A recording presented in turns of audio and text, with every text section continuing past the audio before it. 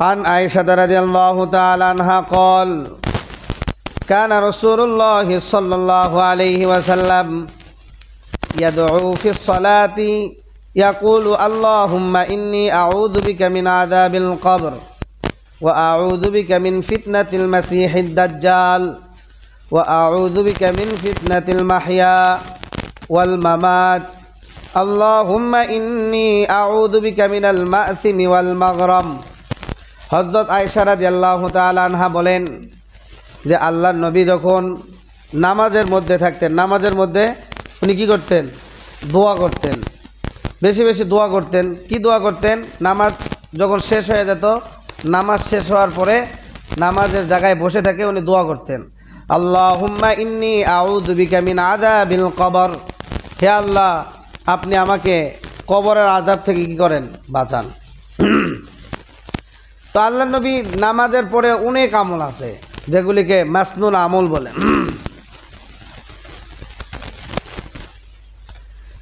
যেগুলিকে মাসনুন আমল বলে। এরকম অসংখ্য আমল আল্লাহ নবীর আছে যেগুলি আল্লাহ নবী নামাজের পর করতেন। তো আমরা তো মনে করি নামাজের পরে মনে হয় যে হুজুর নামাজ শেষ করে হাত তুলবে, একটু দোয়া করবে, তারপরে দোয়া কি শেষ।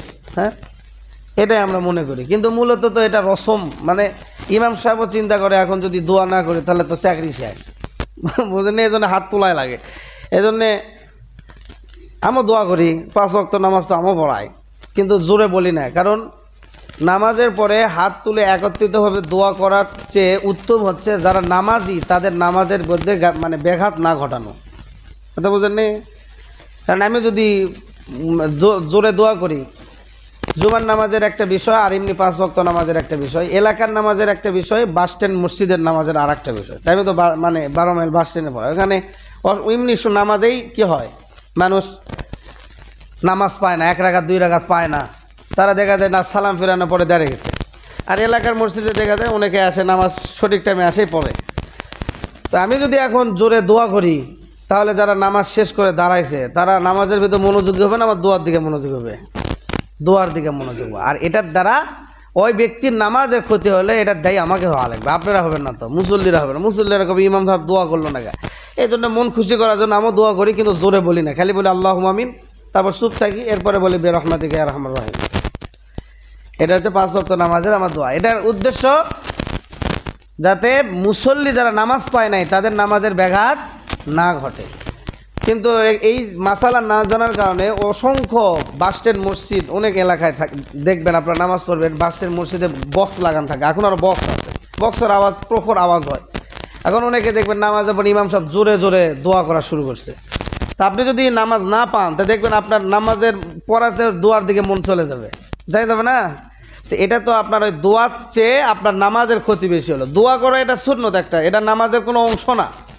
কেউ যদি নামাজ শেষ করে দোয়া করে না যায় তার কি নামাজ হবে না? এরকম না, হয়ে যাবে নামাজ। নামাজ শেষ হওয়া সালাম ফিরানো মানে নামাজ কি শেষ। আপনি দোয়া করলেও ভালো, না করলেও কি কোনো সমস্যা নেই।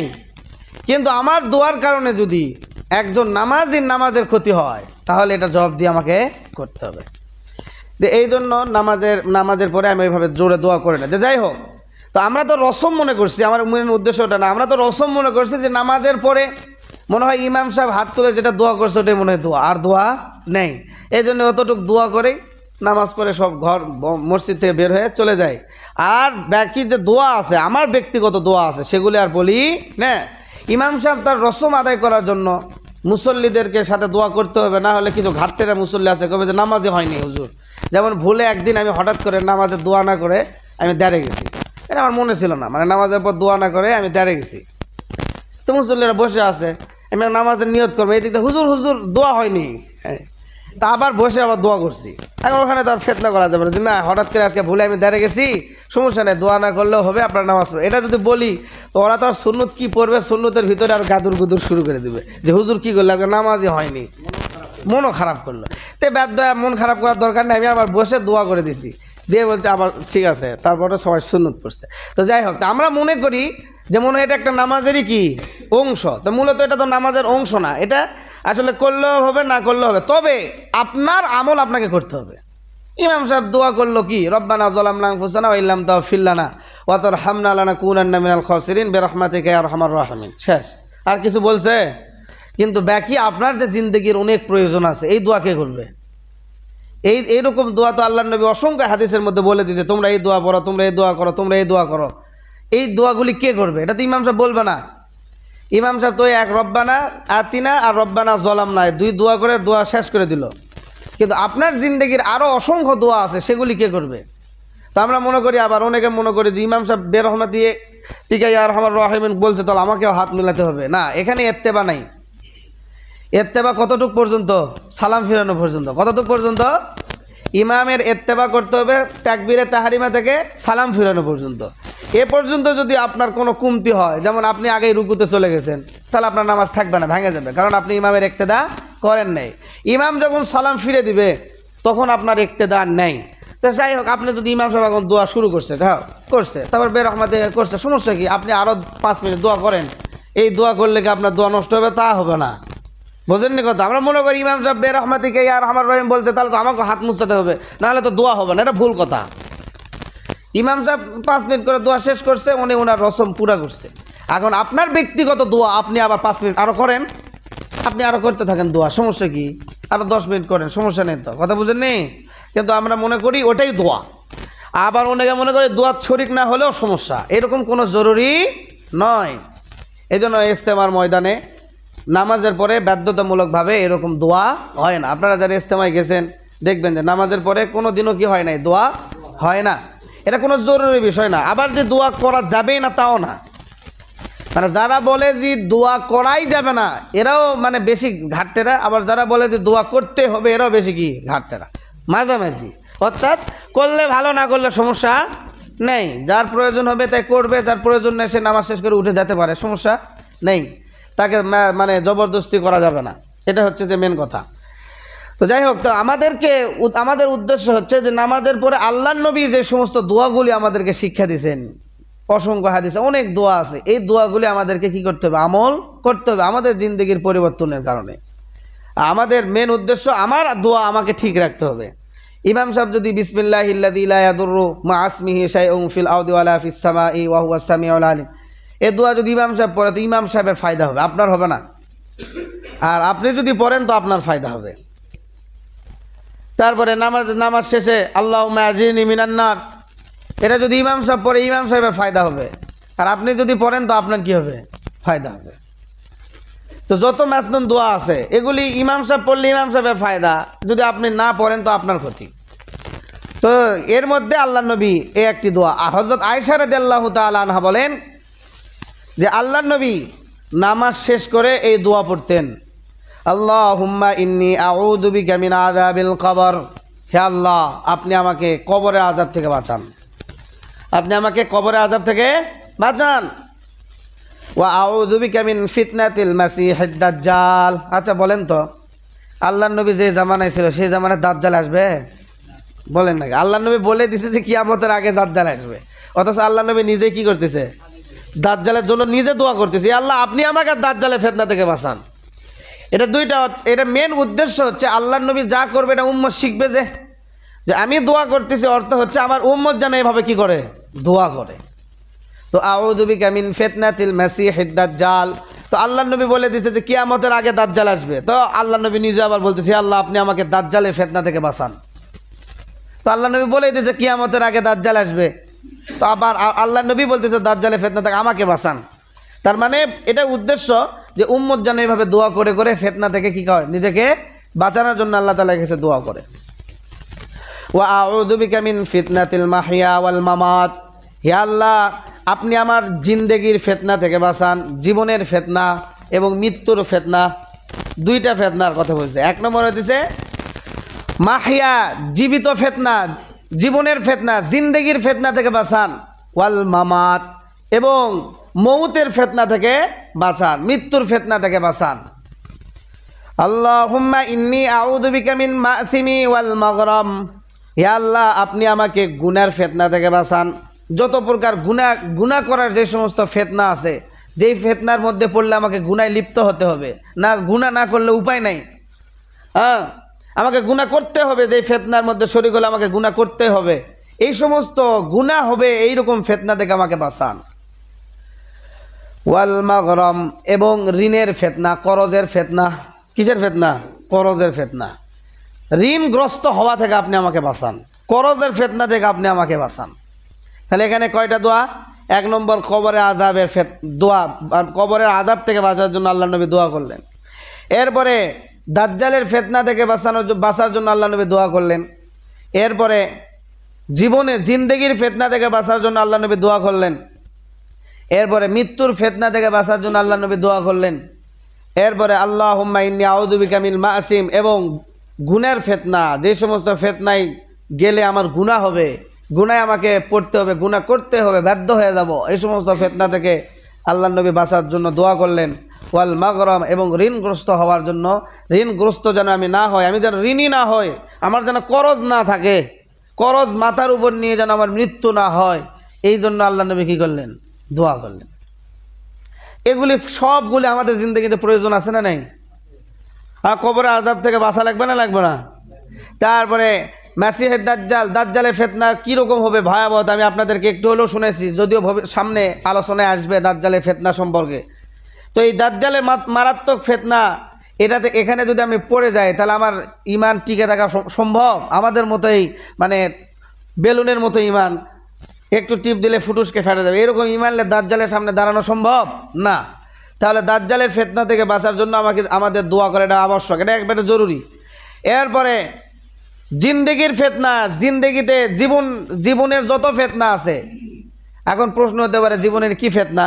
আমি বলতেছি জীবনের ফিতনা, এরপরে মৃত্যুর ফিতনা, এরপরে গুনাহের ফিতনা এবং ঋণের ফিতনা, প্রত্যেকটাই আমাদের জন্য জরুরি না, জরুরি না? তো বলেন তো, আমরা এগুলি দোয়া করি না? আমরা এগুলির দোয়া করতে চাই না। আর আমাদের বর্তমান সময়ে অভ্যাসটা এমন হয়েছে যে মানুষ দোয়া করাটাকে বিরক্ত মনে করে। কি মনে করে? বিরক্ত। হ্যাঁ, বিরক্ত মনে করে। দেখবেন যে কোনো ঘটনাক্রমে যদি 10 মিনিট দোয়ার করা কথা, সেখানে হুজুর ইমাম সাহেব যদি 15 মিনিট দোয়া করে ফেল দেয়, তো কিছু কিছু মানুষ আবার বাইরে যা সমালোচনা করে, হ্যাঁ হুজুরের কাম নেই, কাজ না, দোয়া শুরু করছে না করেছে, 15 মিনিট হয়ে গেছে, দোয়াও সারে না। আচ্ছা, হুজুর কি দোয়া করার সময় ঘড়ি দেখবে কোন? তো হ্যাঁ, দোয়া করার সময় কি ঘড়ি দেখা সম্ভব? আপনারা বলেন, দোয়া করার সময় ঘড়ি দেখা সম্ভব? দোয়ার ভিতরে ঢুকলে অনেক সময় এমন হয়ে যাবে যে আমার খেয়ালই থাকবে না, হয়তো আমার কথা বলতেছি না, এমনি সবার কথা বলতেছি। যদি কেউ মন থেকে দোয়া করে, সে যদি দোয়ার ভিতরে ঢোকে, তাহলে তার মনেই থাকবে না যে সে এখন কোথায় আছে। এক্ষেত্রে টাইম মেনটেন করা এটা অসম্ভব। এটা কি? অসম্ভব। তাহলে যে বলবে যে হুজুর ধরিছে না ধরিছে, দোয়া শেষ করে না, তার মানে বোঝা যাচ্ছে যে তার দোয়াতেও বিরক্ত, দোয়াতেও কি বিরক্ত। এরকম মানুষ আছে যে দোয়া করতেও কি লাগে, তার বিরক্ত বোধ হয়। অথচ দোয়া হচ্ছে মুমিনের কি মেন ওষুধ।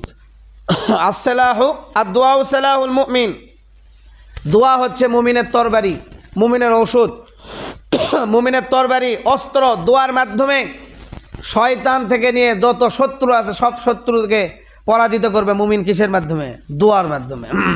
আর দোয়া ও মখল ইবাদা, দোয়া হচ্ছে ইবাদতের মগজ, ইবাদতের মূল, ইবাদতের আসল। ইবাদতের আসলই হচ্ছে আল্লাহ তাআলার কাছে দোয়া করা। বান্দা আল্লাহ তাআলার কাছে বেশি বেশি চাবে। আল্লাহ নবী মুহাম্মদ রাসূলুল্লাহ সাল্লাল্লাহু আলাইহি সাল্লামের জিন্দেগিতে কোনো কিছু, মানে আল্লাহ নবীর যা মনে হয়েছে আল্লাহ রাব্বুল আলামিন সেটাই তো দিয়েছেন।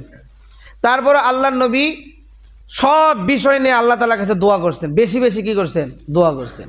আল্লাহ নবী এমন সময় গেছে আর দোয়া ধরছে না ধরছে ছাড়ার কি থাকে না, খবর থাকে না, এমন দোয়া ধরতেন। অথচ আল্লাহ নবী জানে যে আমি একবার দোয়া করলে আল্লাহ রাব্বুল আলামিন সেটা কি করবে? কবুল করবে। তারপরে এমন বিষয় আছে যে বিষয় নিয়ে আল্লাহ নবী সব দিন প্রতিদিনই কি করছে? দোয়া করছে, প্রতিদিন দোয়া করছে। এর দ্বারা উদ্দেশ্য যে আল্লাহ রাব্বুল আলামিন বান্দার চাওয়াটাকে পছন্দ করে।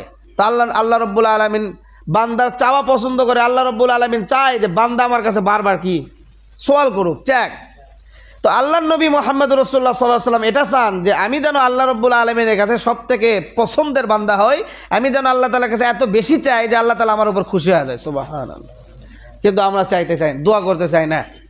দোয়ার সময় আমাদের মন মানসিকতা ঠিক থাকে না, হাত চুলকাই, মাথা চুলকাই, নখ চুলকাই, হ্যাঁ গল্প করি, গুজব করি। চোখের পানি তো দূরে থাক, এটা তো গায়েব হয়ে গেছে। এখন চোখের পানি আর বের হয় না আমাদের, মানে মন পাথর। দোয়া করতে গেলে চোখের পানি বের হবে, এটা অসম্ভবের বিষয়। মানে এটা উনি কষ্ট করে হলে হয়তো বের হবে, তাছাড়া এখন আর আমাদের চোখের পানিও বের হয় না, আমাদের দিল পাথর হয়ে গেছে। তো বেশি বেশি দোয়ার অভ্যস্ত করা, সবসময় দোয়া, নামাজ, প্রতিটা নামাজের পরে দোয়া করতে তো নিষেধ করে নাই। ইমাম সাহেব 5 মিনিট দোয়া করছে, আপনি 10 মিনিট দোয়া করবেন। নফল পড়ছেন, দোয়া করবেন। সুন্নত পড়ছেন, দোয়া করবেন। কোরআন শরীফের তেলাওয়াত করছেন, বন্ধ করে দোয়া করলেন। যে কোনো সময় দোয়ার কোনো নিষেধ আছে? সময় আছে? বলেন যে এই সময় দোয়া করলে হবে, অমুক সময় দোয়া করলে হবে না, এরকম কোনো সময় আছে? নাই। 3 সময় নামাজ পড়া নিষেধ হলেও দোয়া করা নিষেধ নাই। সূর্য উদয়ের সময়, সূর্য স্থির এবং সূর্য ডুবার সময়, এই 3 সময় নামাজ নিষেধ, কিন্তু দোয়া করা কি নাই? নিষেধ নেই। দোয়া এমন কোনো অবস্থার, এমন কোনো পরিস্থিতি নাই যেই পরিস্থিতিতে দোয়া করা যায় না। আমি একটা মানে বোঝানোর জন্য আমি এমন একটা জিনিস বলতেছি, যেমন দেখেন যে আমরা মনে করি সব থেকে বড় নাপাকি কোনটা বলেন তো? সব থেকে বড় নাপাকি হইতেছে যেটা ফরজ, গোসলটা কি হয়? ফরজ হয় না? স্ত্রীর সাথে যদি স্বামী ঘনিষ্ঠ কোনো সময় কাটায়, এটার দ্বারা মানুষের গোসল কি হয়? ফরজ হয়। আল্লাহর নবী এই ঘনিষ্ঠ সময়ে দোয়া শিখাইছে, সুবহানাল্লাহ বলেন। তাহলে বলেন তো দোয়ার আর কোনো নিষেধের জায়গা আছে? হ্যাঁ, এটা একটা নাপাকের সময়, আমার শরীর নাপাক হবে, আমার সব কিছু নাপাক হবে, তারপর আল্লাহর নবী বলতেছে এই সময় তুমি দোয়া করো, আল্লাহ তাআলার কাছে দোয়া করো।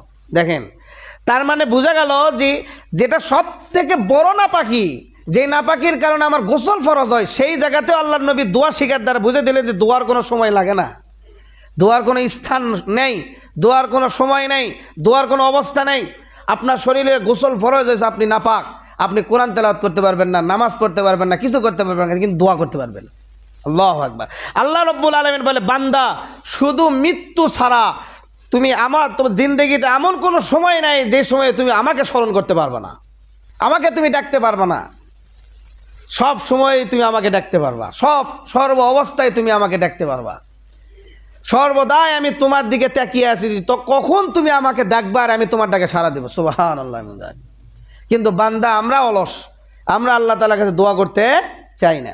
তো যাই হোক, তো আল্লাহর নবী দোয়া শিখাইছেন, তো এই দোয়া সবার মুখস্থ করার প্রয়োজন আছে না? নেই। আরবিতে দোয়া করতে হবে তা কিন্তু না। আমরা মনে করি যে সমস্ত দোয়া আল্লাহর নবী আরবিতে শিখাইছে, মনে হয় আরবিতেই করতে হবে, না করলে দোয়া হবে না। এটাও ভুল ধারণা। আরবি যদি পারেন আরবিতে দোয়া করবেন, যদি না পারেন এগুলির বাংলায় দোয়া করবেন। যেমন আমি আপনাকে বাংলা বলে দিলাম, আপনি বাংলা মুখস্থ করলেন, সেই বাংলায় আপনি আল্লাহ তাআলাকে দোয়া করবেন, আল্লাহ আপনি আমাকে কবরের আযাব থেকে বাঁচান, তো সমস্যা নাই। আল্লাহর নবী আরবি ভাষায় এই জন্য আরবিতে দোয়া করছে, আপনি বাংলা ভাষায় আপনি বাংলাতে বলবেন, হে আল্লাহ আপনি আমাকে কবরের আযাব থেকে বাঁচান। আর যদি আরবিতে পান তাহলে তো নূরে নূরানি আরও ভালো হয়ে গেল, আরবিতে আল্লাহ তাআলার সাথে কথা বললেন। উত্তম ভাষা হচ্ছে কি?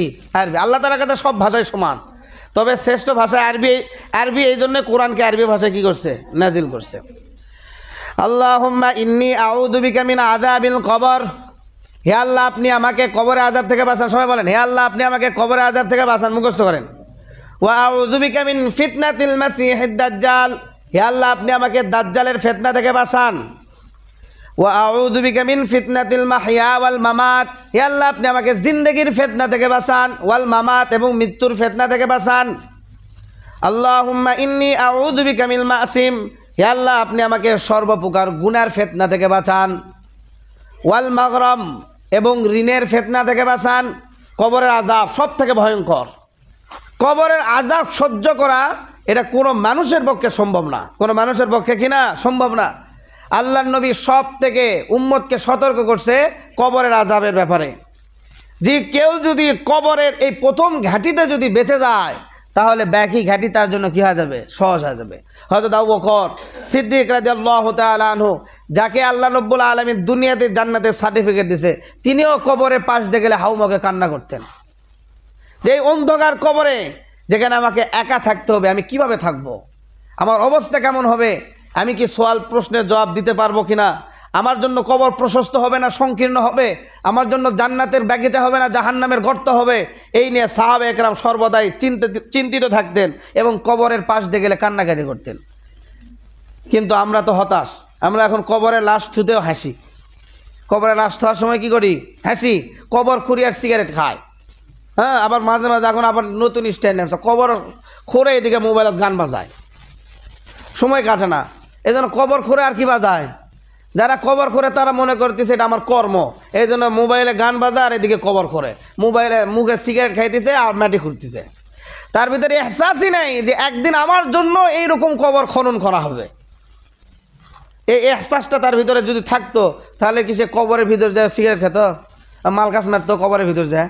হ্যাঁ, মাল গাছ মেরে কবর খুঁড়তো কোনোদিন বলেন? হাঁটু ফরস তরক করে, বা ওখানে গান বাজাইতো? বাজাইতো না। কারণ আমাদের এহসাস নেই। কবরকে ভয় করি না, মৃত্যুকে ভয় করি না। কবরের এই আযাব ভয়ঙ্কর আযাব হবে, এটা মানুষের পক্ষে সহ্য করা কখনো সম্ভব না। এই জন্য আল্লাহর নবী প্রতি নামাজের পরে কবরের আযাব থেকে বাঁচার জন্য দোয়া করছেন।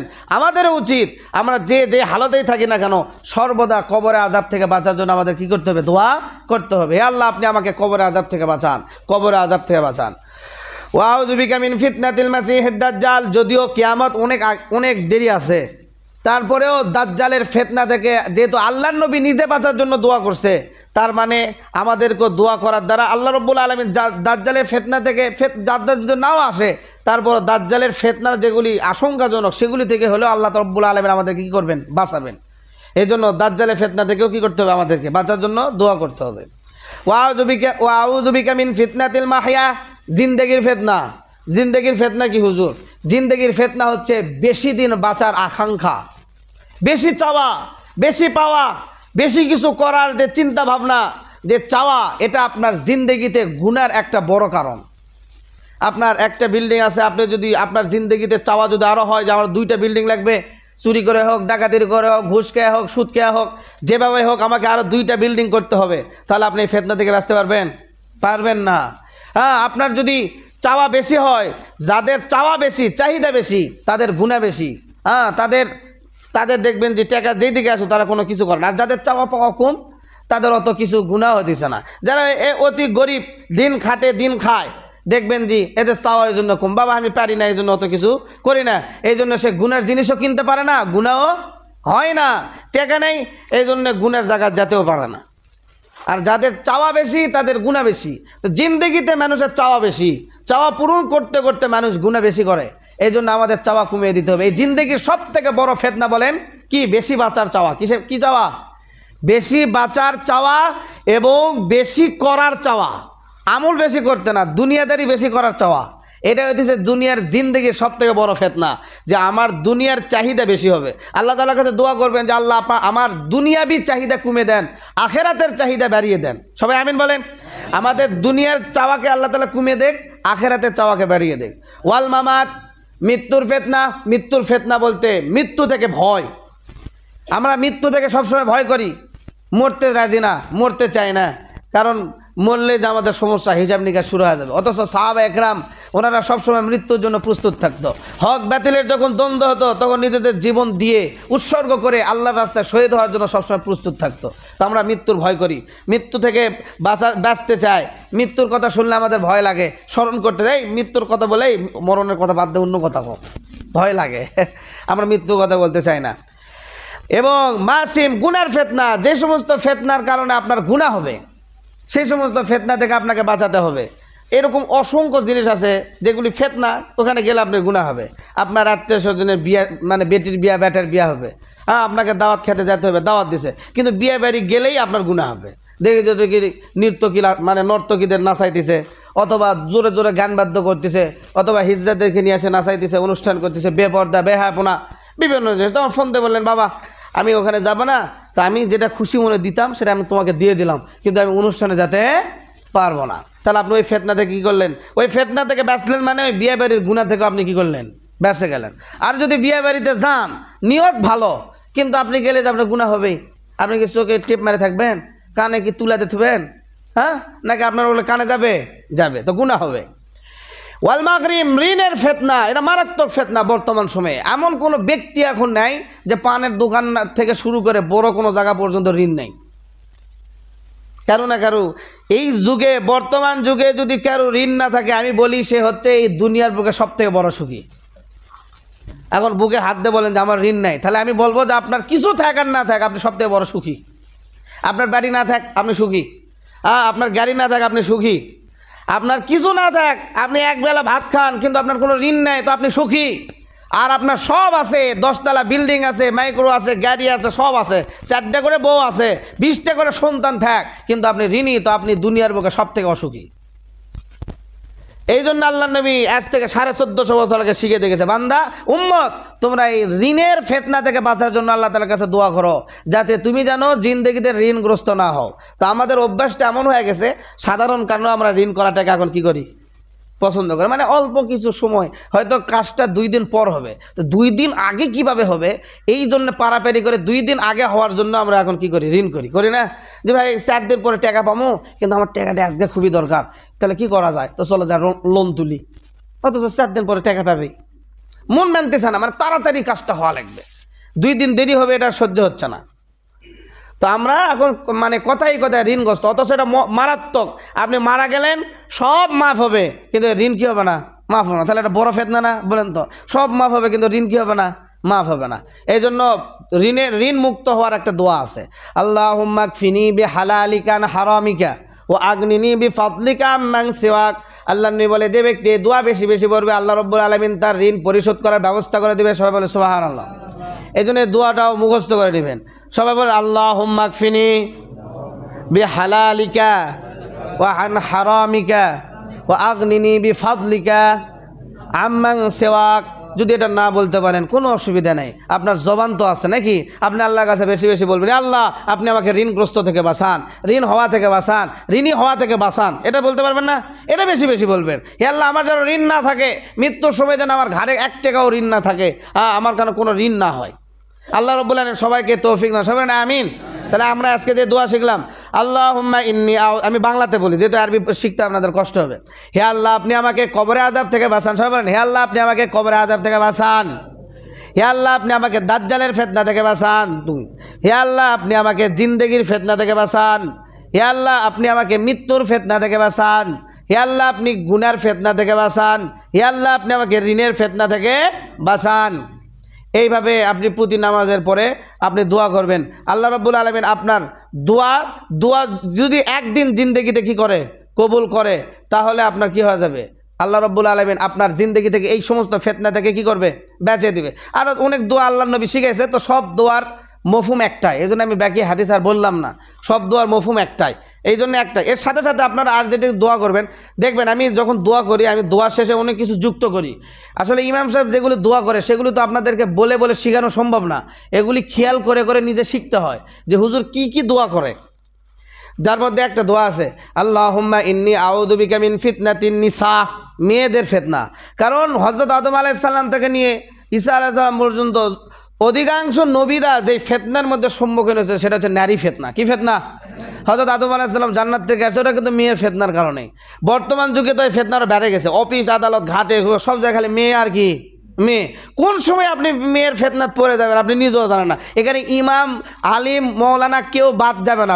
ফিতনায় পড়তে কোনো ইমান মানে আলিম মৌলানা লাগে না, কারণ সবার দিলই তো এক নাকি কন। এই জন্য দোয়া করতে হবে, সে আলিম হোক আর সাধারণ মানুষ হোক, সবার জন্য দোয়া করতে হবে যে আল্লাহ আপনি আমাকে নারীর ফিতনাতে কি করেন, বাঁচান। হে আল্লাহ আপনি আমাকে নারীর ফিতনা থেকে বাঁচান। ওয়া আউযু বিকা মিন ফিতনাতিল কওম, কওম মানে বোঝেন এলাকাবাসীর ফিতনা। কিসের ফিতনা? এলাকাবাসীর ফিতনাও মারাত্মক। এলাকাবাসীর যদি ফিতনায় আপনি একবার পড়ে যান তাহলে ঘর ছাড়তে বাধ্য, যেমন আমার ছাড়ে আছে, বুঝেননি, যেমন ঘর ছাড়তে বাধ্য। এলাকাবাসীর ফিতনা, নিজের পাড়াপড়শির ফিতনার মধ্যে যদি আপনি একবার পড়ে যান তাহলে আপনি আর ওই এলাকায় থাকতে পারবেন না, আপনাকে ওই এলাকা ছাড়তে হবে।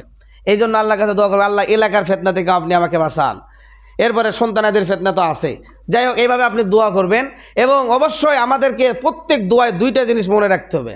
1 নম্বর, আমি মৃত্যুর সময় যেন আমার ঋণ না থাকে। বলে আমার মৃত্যুর সময় যেন আল্লাহ আমার ঋণ না থাকে।